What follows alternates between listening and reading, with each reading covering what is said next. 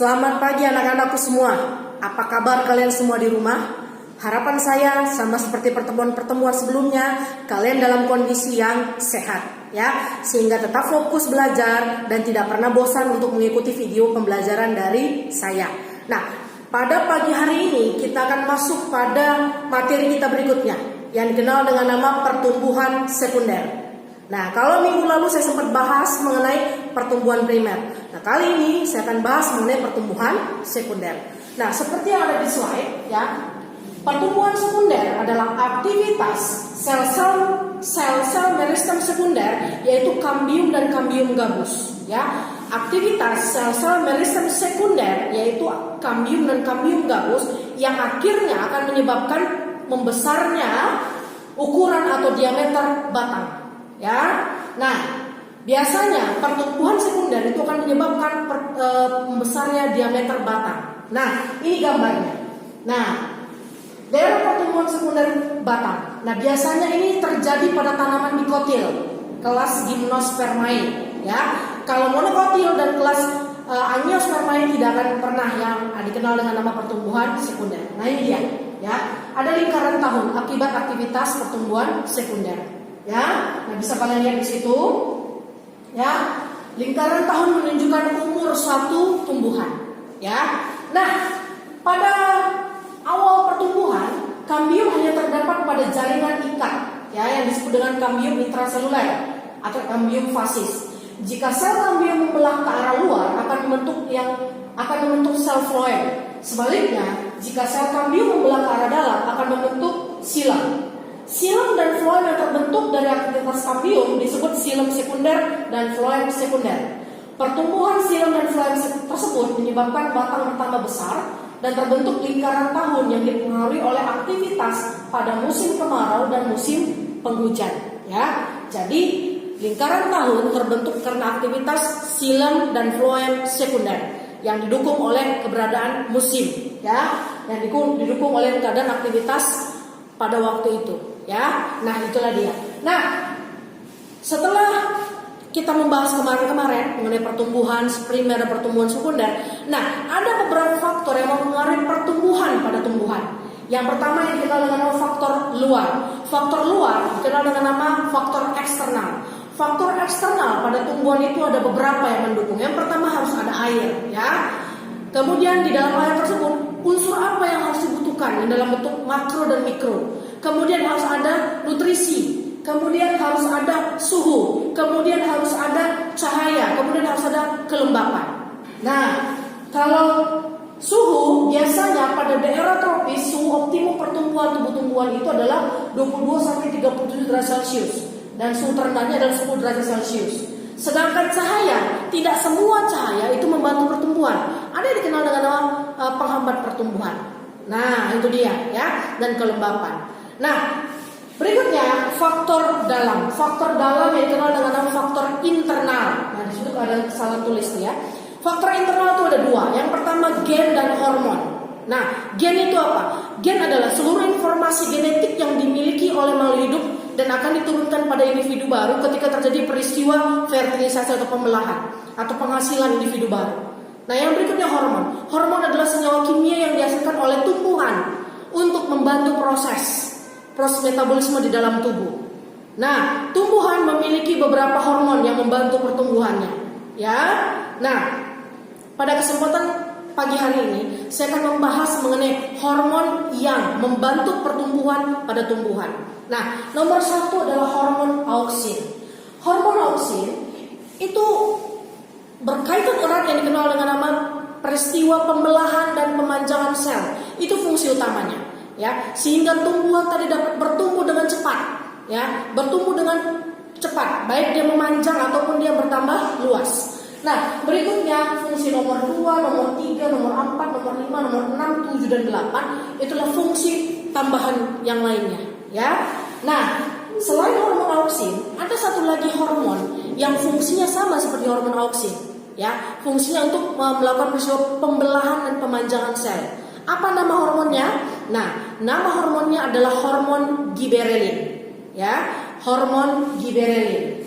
Nah, hormon giberelin ini sama seperti auksin, sama-sama melakukan peristiwa pembelahan dan pemanjangan sel, ya. Nah, otomatis dia menghilangkan sifat kerdil pada tanaman karena dia berfungsi untuk membelah dan memanjangkan sel. Nah, berikutnya dia merangsang pertumbuhan batang dan daun.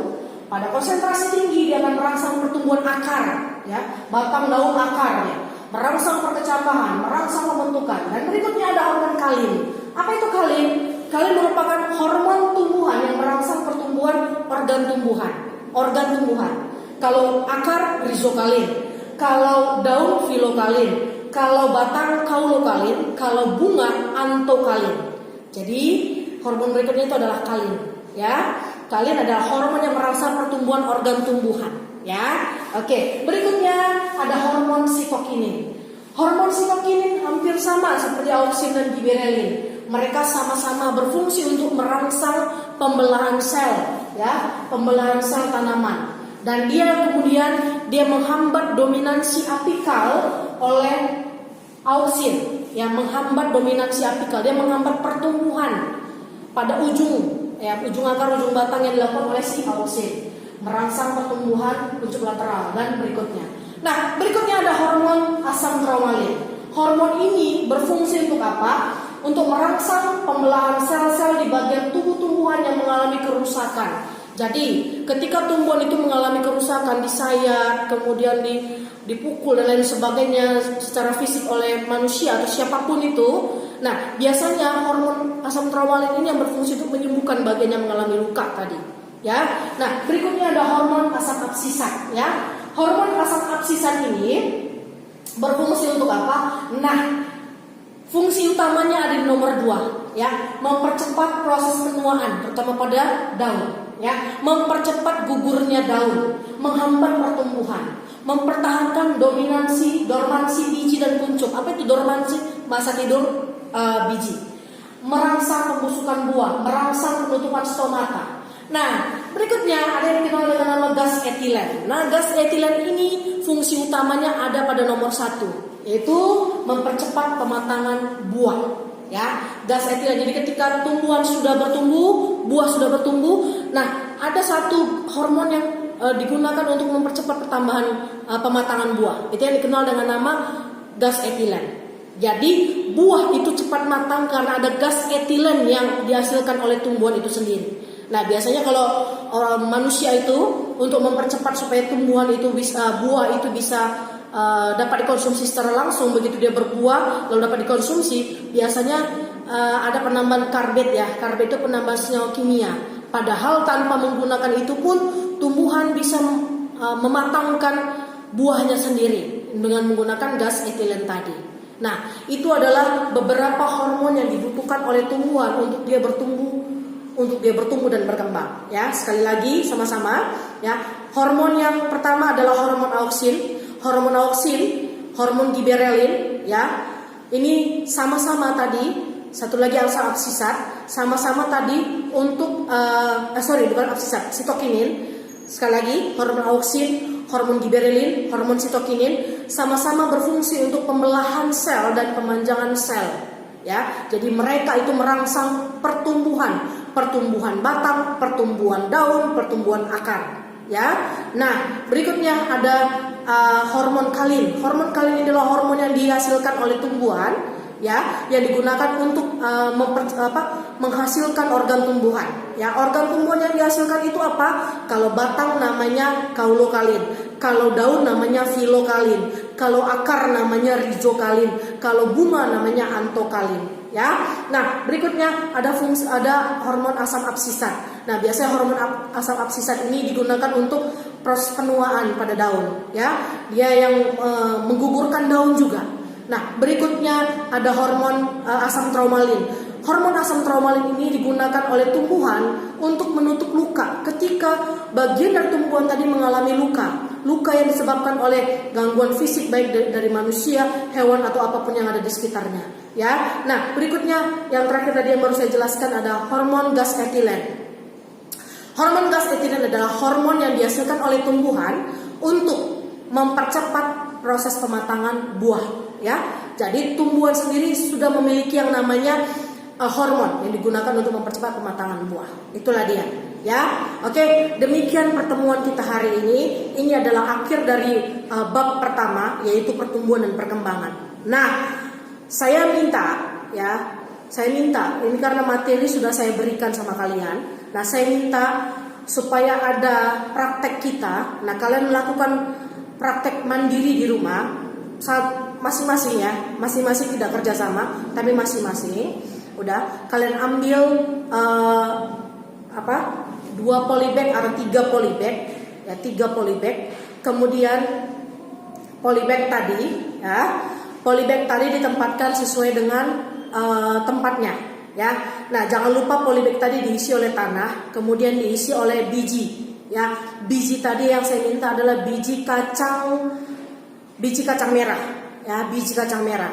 Nah, biji kacang merah. Nah, untuk nomor urut yang ganjil, ya, nomor urut ganjil, silahkan tempatkan di atas genteng, Sedangkan nomor urut yang genap, ya, nomor urut genap, silakan ditempatkan di tempat yang sedikit cahaya, bisa di dalam ruangan, bisa di dalam lemari, ya, bisa di dalam ruangan, bisa di dalam lemari pakaian atau di dalam lemari yang tidak dipakai. Nah, kalian lakukan praktek ini selama kurang lebih 2 minggu, ya, selama kurang lebih 2 minggu. Jangan lupa disiram. Terutama buat yang nomor ganjil, ya, buat yang nomor ganjil itu wajib disiram pagi dan sore. Kalau yang di nomor genap, kalian menyiramnya sekali saja, tidak usah terlalu banyak, ya, tidak usah terlalu banyak air. Nah, kalian selama 2 minggu ini kalian amati pertumbuhannya. Misalnya hari ke-0, ya, hari ke-0 tidak ada pertumbuhan. Hari pertama tidak ada pertumbuhan. Hari kedua tidak ada pertumbuhan. Hari ketiga muncul akar. Hari keempat akar makin panjang. Hari kelima muncul batang. Hari keenam. Nah, setiap hari kalian amati perubahan yang terjadi pada media yang kalian kerjakan. Ya, oke, jelas ya. Nah, ini akan dikumpulkan sekitar akhir Agustus. Karena kan masih sekitar tanggal 10 ya. Sekarang tanggal 11 Agustus ya. Kalian akan kumpulkan di akhir bulan Agustus sekitar tanggal 31 Agustus. Nah, kalian serahkan sama saya. Udah, kalian fotokan hasilnya, kirimkan ke WA saya, ya, ke WA saya pribadi, tidak di WA grup tapi di WA pribadi. Itu sebagai nilai praktek kalian, ya. Cukup jelas? Kalau sudah jelas silakan kalian kerjakan. Kalau kurang jelas boleh kalian tanyakan ke grup WA, ya, ke saya pribadi atau ke grup, silahkan tanyakan. Lalu kalian lakukan masing-masing. Nah, kalian tempatkan, kenapa saya buat 3 polybag? Karena takutnya jika polybag 1 rusak bisa digantikan oleh polybag kedua. Ini sebagai cadangan saja. Kenapa 3? Kenapa bukan 2? Kenapa bukan 1? Tapi kenapa 3? Karena ini digunakan sebagai cadangan. Jika 1 nggak tumbuh, bisa digunakan pada polybag 1, 2, dan 3. Ya, itu saja. Nah, bagaimana? Apakah setiap polybag kalian catat pertumbuhannya atau kalian amati? Ya, setiap polybag wajib kalian amati pertumbuhannya. Baik, apakah muncul akar, apakah muncul batang, apakah sudah muncul daun. Ya, oke, jelas ya? Oke, demikian pembelajaran kita pada pagi hari ini. Oke, selamat pagi dan tetap semangat.